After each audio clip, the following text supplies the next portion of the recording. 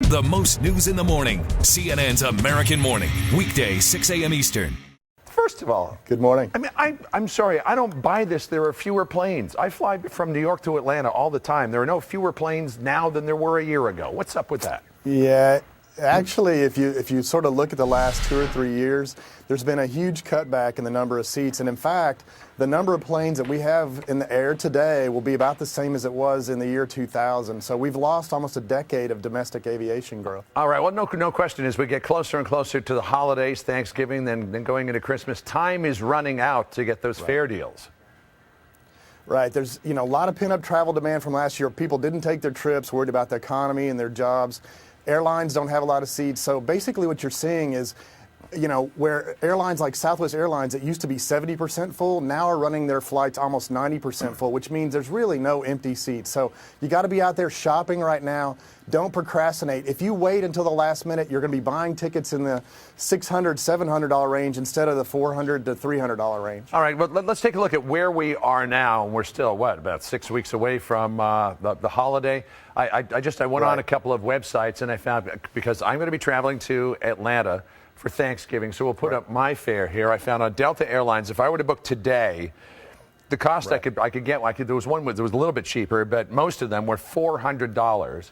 Our executive producer, Jamie Kraft, says that he wants to fly to Dallas for Thanksgiving. Currently, that's going to cost him $598.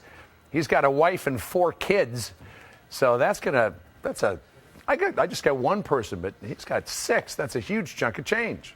Right. And not only that, with 6 kids, you're probably going to be checking 3 or 4 bags, so you can add another $25 a piece each way. But how much are the fares going to go up between now and as we get closer to the holiday? What happens is as planes start to fill up, the reservation systems for the airlines automatically start to kick up the prices even higher. So they could go up into the 700s and 800s. We've seen this happen only a few times with really high demand times. People are shopping a little bit earlier this year because they already realize they're looking at some of these prices.